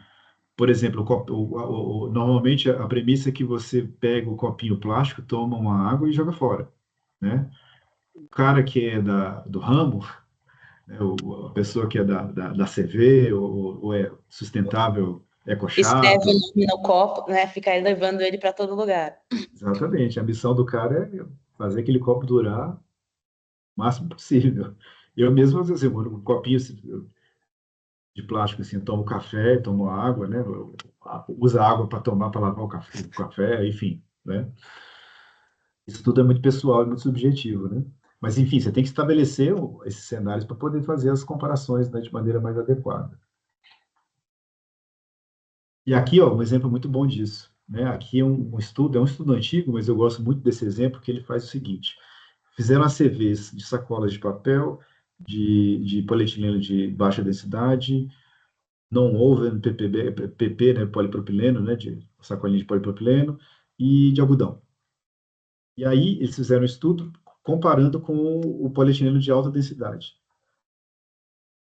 Sem uso secundário, 40% reusado em lixeiras, 100% reusado em lixeiras e usado 3 vezes, né? E aí, quantas vezes você teria que usar cada uma dessas para compensar o impacto ambiental em relação ao HDPE, né? Isso é uma coisa muito importante. O impacto ambiental de uma sacolinha de plástico, ele é muito baixo, porque ele tem muito pouca massa, né? 5 gramas uma sacolinha de Essa é a plástico. vantagem, né? Pois é. O problema da Extremamente sacolinha de plástico é o fim de vida, né? eficiente o produto, né? Fino, assim, né? Exatamente. Ele exerce a função, né? Voltando àquela questão do exercício da função. Ele exerce a função com baixo custo ambiental. Agora, o fim de vida dele principalmente para a nossa realidade brasileira, né? Que ele é mais complicado, né? Então, você vê aqui, ó, em comparação, você tem que pegar aqui do meio, aqui, né? Vamos dizer que ou essa aqui, 100% usada como para lixeira, né? A sacolinha de algodão, você tem que usar ela 327 vezes para compensar. É um troço absurdo, né? Por quê? Porque o algodão, né, a cultura do algodão, ela é muito intensiva em pesticida, não é uma cultura comestível, né? Muito intensiva em pesticida, questão de mudança de uso da terra, dependendo da região, Água, né? né? Também, Isso é né? problemático. Água, exatamente. Aqui o foco é só carbono, tá? Desse estudo. Mas, enfim, a gente sabe que tem uma série de outras categorias de impacto aqui que são complicadas. Né, uma sacolinha de algodão vai ter muito mais massa do que a sacolinha de plástico, né? Então, tem todos esses pontos que são críticos. É lógico que, assim, esse 327 provavelmente ele é facilmente alcançável. Eu mesmo tenho uma sacola de algodão de 2010. Tá Nossa, funcional até hoje. você faz aniversário dela, não. Não, a gente tem Ó, só muito íntimo, diga. um comentário. O Thiago vai ter que ir embora daqui a pouco, gente. A gente tinha programado para 8h30. Só fiquem mais um pouquinho. Ele tá terminando já já. Só pra gente, se vocês tiverem mais dúvidas, coloquem também. E também pra gente fazer uma fotinha no final, né? Quem Opa, puder. importante, Mas importante. enfim, só esse aspas aí também pra galera não falar que não, não tem a previsão aí. Tranquilo. Enfim, isso aqui é uma ótimo exemplo, né, pelo menos ao meu ver, né, da gente de como a CV ela pode trazer aspectos assim não muito óbvios, né? Justamente a gente sabe, né, o quanto que as sacolinhas de plástico apanham por aí, né? Um outro exemplo aqui, esse aqui também não vou explorar muito, porque ele gastaria um bocado de tempo, mas aí, focando em plástico também, um estudo, né, um projeto, na verdade, que está terminando esse ano de 2025, que é um projeto focado nessa questão dos impactos que o lixo plástico traz, né, e aí numa perspectiva de avaliação do ciclo de vida que não era trazida. Né? A CV tradicional, a Isabela mostrou lá as 16 categorias de impacto, né? E tem uma que não era, enfim, esse trabalho desse projeto foi justamente trazer uma perspectiva dos efeitos físicos do plástico na biota dos ambientes marinhos. E aí eles fizeram um estudo bastante amplo e tem uma série de categorias, de fatores de caracterização, né? Que estão disponíveis, inclusive, no site do projeto. Um negócio bem interessante. E como é que estamos aqui no Brasil, gente, para fechar, tá? Falando aqui de alguns atores importantes, né? Não trouxe aqui as consultorias, mas as melhores estão aqui, né? É a Atmo e a Ceiba. Sem desmerecimento das outras, que eu sou muito, muito fã das outras, que conheço muito bem o pessoal da CV Brasil, Da Enciclo. da Enciclo, né? São parceiríssimos, inclusive pessoas muito queridas, né? Muito carinho por eles. Mas, enfim, né? O mundo da consultoria, inclusive, é muito mais amplo que isso, né, Isabela? A gente sabe que está crescendo bastante, né? Estão aparecendo muito, inclusive por conta de demanda, né? Isso é um bom sinal. Mas, enfim, temos aqui o Laboratório de Informação para Sustentabilidade, que está dentro do IBIT, que é quem cuida do SICV Brasil, né? O Inmetro, ele é um operador de programa da Declaração Ambiental de Produto. O ITAL, ele é pioneiro, foi um dos primeiros estudos de ACV no Brasil, que foi junto do CETEA, que é um centro de tecnologia de embalagens que fica dentro do ITAL. A Embrapa, eu já falei, né? O volume de trabalho que eles fazem em avaliação de ciclo de vida é absurdo. E aqui, de caráter mais científico, né, os grupos de pesquisa tem um monte também, tá? Só trouxe aqui o ENGS, que eles são parceiríssimos aqui no evento que a gente está promovendo, que é lá da UFSCar, e a HIKV, que é um grupo de pesquisa muito importante, porque a gente trabalha com avaliação de ciclo de vida e os fatores de caracterização, os modelos de avaliação de impacto, eles são todos importados. Eles são todos envolvidos em realidades muito distintas da nossa. E o HiKV, eles têm se dedicado a justamente analisar os modelos de avaliação de impacto de ciclo de vida que são mais adequados para a realidade brasileira. Eles lançaram um relatório alguns anos atrás e devem lançar agora um próximo, né, justamente nesse evento, o BRAC, porque eu já vou falar um pouquinho mais dele. E aqui as associações, né, a Rede Brasileira de Avaliação de Vida, que junta aí boa parte do PIB brasileiro, né, enfim, uma iniciativa muito importante, sabe, promove encontros quase que semanais, muita discussão importante, porque junta justamente o setor produtivo, né, que às vezes está sofrendo ali com algum tipo de problema que a CD pode ajudar, ou, por exemplo, como a Isabela falou, né, a Braskem, né, a Braskem é uma escola de ACV, né, Isabela? O pessoal que trabalha com a ACV lá trabalha já há muitos anos, sai muita coisa importante em relação à CV da Braskem, sabe? Então, na rede dá para encontrar muito boa informação, né? Recomendo muito que vocês busquem, né, o trabalho que eles fazem. E a Associação Brasileira, né, que eu falei mais cedo, né, que eu sou vice-presidente, e que promove o Congresso Brasileiro, né? Basicamente é a nossa atividade principal, e muito em breve teremos um programa de certificação de profissionais de ACV. Isso é uma coisa que tá crescendo, sabe, esse tipo de demanda. Tem muita empresa exigindo Legal, algum hein? tipo de comprovação, né? Porque não existe uma formação, né? Hoje, pelo menos, não existe. Eu não sei, a Isabela, se ela aprendeu na unha, se ela fez alguma disciplina. Eu, por exemplo, eu fiz disciplina de ACV no mestrado, sabe? E depois aprendi na unha, né? Eu aprendi na unha. Batendo muita cabeça, viu? Nas Muita planilhas da gente pergunta TI. isso. É bem Ah, sofrido, né, Isabela? tipo, como aprender assim, Demorou, né? E é É, demorou. meio, complexo, né? é complexo. Mas, enfim, estamos, Geralmente inclusive, eu tô precisando essas de. aulas são faculdade assim, Thiago? Que geralmente Então, tem. exatamente. Eu tive aula numa disciplina no mestrado, foi meu primeiro contato, e aí depois eu entrei no projeto. Aí eu aprendi na unha, né? Aí no decorrer do projeto eu tive que aprender a tal da avaliação de ciclo de vida. E hoje em dia tem algumas disciplinas, tem disciplinas de projeto, que é um negócio interessante, né? ao invés de você ficar só ser aquela coisa expositiva, a turma vai desenvolvendo. Eu fiz isso com o pessoal da Federal de Pernambuco, né, ministrei uma disciplina que a turma foi desenvolvendo ACVs, né, a gente foi discutindo o conceito em cada fase, e no final as pessoas entregaram, né, ACVs. E foi muito bom, porque hoje em dia dessa turma, saiu 3 pessoas que estão trabalhando com ACV, sabe? Enfim, é um bom método.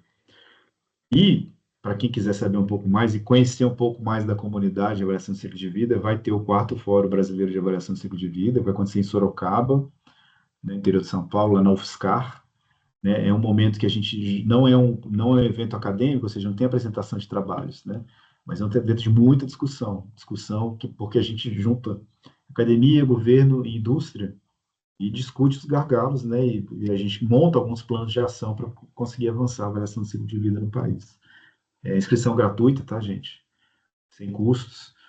Vai ter coffee break, então dá para dá para ficar o dia inteiro, né, no evento. Né? Convidadíssimos, viu? Convidadíssimo, porque não é exclusivo para revistas, não, é exclusivo para quem está curioso e quer entrar na temática. Era isso que eu tinha para falar, né? Lembrando que a maior riqueza que a gente tem é justamente nossa incompletude, então vamos aí tentando preencher esse buraco que não se preenche, tá? Eu fico aí à disposição para a gente, enfim, discutir, ter outros momentos também, né, sobre a CV e outros assuntos. Diga, Marcos. Sensacional. Primeiramente, parabéns aí, Thiago e Larissa, fantástica apresentação. E é um tema, assim, profundo, né? Então, só essas horas aqui é só aquela pontinha do iceberg, né? Aquela casquinha ali, né, do assunto. A minha pergunta é como que vocês veem o mercado se utilizando desses mecanismos, né, dos estudos feitos e da integração desses estudos, né? Tipo, aonde que isso está sendo aplicado na prática hoje na visão de vocês e para onde que isso está caminhando? Quer responder, Isabel? Depois eu...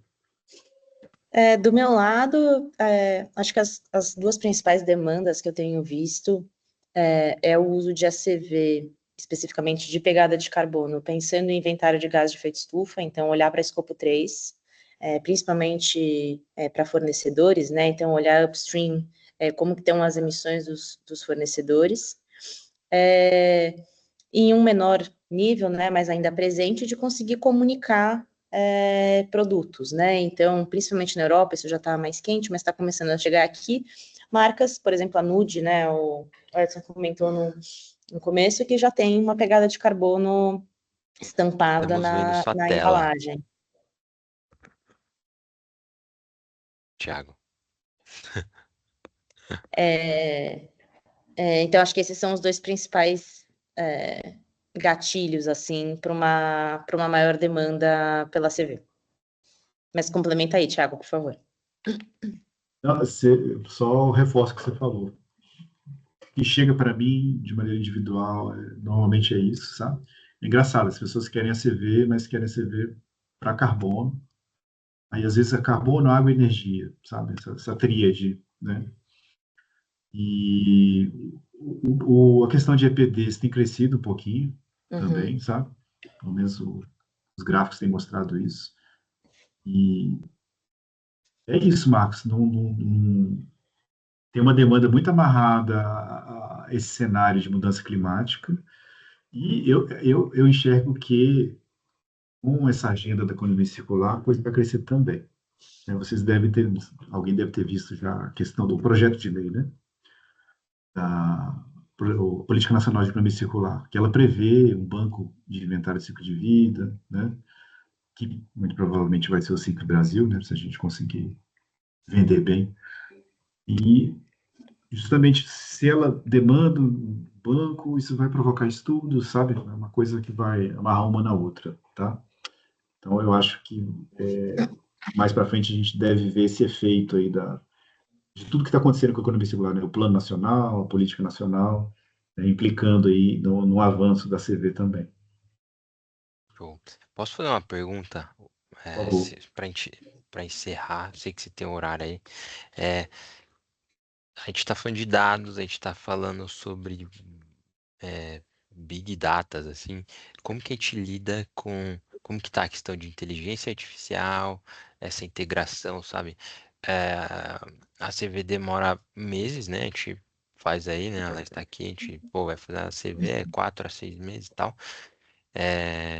Essa questão, como que tá? Como que vocês veem? Quer falar do teu lado, Thiago?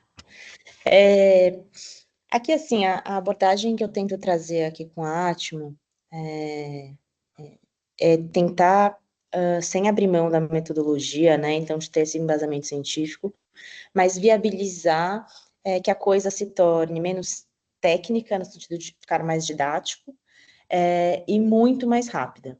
É claro que existem diferentes níveis de complexidade para uma CV. Então, quando você fala de uma empresa como a Klabin, com um processo produtivo complexo como o de vocês, é uma CV que provavelmente vai precisar dos seus 4, 6 meses mesmo. Mas em muitos casos, a gente consegue, inclusive usando dados primários até, tá? E combinando com dados secundários como EcoInvent e outros, como o Thiago comentou, construir essas primeiras versões, vamos dizer, esses screenings de ACV muito mais rápido. Então, eu tenho tido experiência com clientes, assim, que fizeram ACVs complexos, assim, em 2 semanas, 1 semana, o que torna a coisa como tudo muito mais escalável, né, para que isso deixe de ser, passe a ser, na verdade, não deixa de ser nada, que passe a ser uma ferramenta de estratégia de dia a dia dentro das empresas, né, muito Dinâmica, mais né? acessível. Legal. O fator tempo, ele tem um gargalo que é basicamente um inventário, sabe? Em geral, o inventário ele precisa muito, né? Por exemplo, se você é contratado para prestar um serviço de ACV, né, para alguém, para uma empresa, ou seja, depende muito da empresa, né? Então tem essa coisa da sensibilização, né, interna de quem que vai ajudar na questão de coleta de dados e tal, né? Então isso, algumas empresas têm gente já muito bem preparada e esse diálogo é super fluido. Outros vai ter uma questão de sensibilização e tem muito vai e volta, sabe? E aí, enfim, fator crítico assim para interferir, né? ACVs em semanas é um desafio bem razoável, mas tem a questão das automações também, né, Isabela? Vários processos, né, que isso está ajudando bastante. A própria IA, outra discussão que a gente pode vir a ter mais para frente, né, ela está entrando na CV de maneira muito forte, né? Tem umas bases de dados chinesas que têm suporte de IA assim de maneira absurda, assim, sabe? Isso vai ser uma super alavanca, eu acho. Mas concordo totalmente com o que você disse. O maior entrave é a parte de coleta de dados. Se a empresa já tem toda a estrutura de Vai informação facilitar, né? organizada, Sim. putz, outra coisa. Anda muito mais rápido. Show. Gente, acho que a gente cobriu bastante coisa. 1h43 de live. Nossa, falamos, hein? E ó, obrigado pelos guerreiros que ficaram até o fim aí, vocês, tipo, pô, a gente já atingiu umas 15, 16 pessoas em alguns momentos, foi bem legal. Se vocês puderem ligar a câmera aí pra gente tirar uma fotinha, vai ser top. Sei que já a turma tá jantando às vezes, né? Vai jantar, vai, mas foi muito bom. Obrigado a todos e, ó, 1, 2 e... Peraí. Peraí. 1, 2 e...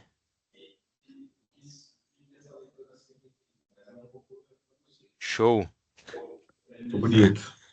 Gente, brigadíssima pela atenção, Brigadíssimo. pela presença. Muito bacana. Todos os contatos estão ali no WhatsApp, então quem tiver interesse, quiser conversar, a gente vai se falando. Compartilhem os arquivos das apresentações ali, acho que é Sim, super pode mandar pelo válido pro Zap, né? pessoal. Manda ali no Boa, vou grupo, mandar no grupo. tá bom? É isso, gente. Gente, Obrigado Obrigado. também. Até a Gratidão, próxima. gente. As Tchau, ordens. tchau. Obrigadão. Tchau, tchau. Tchau, pessoal. Parabéns. Boa noite. Valeu.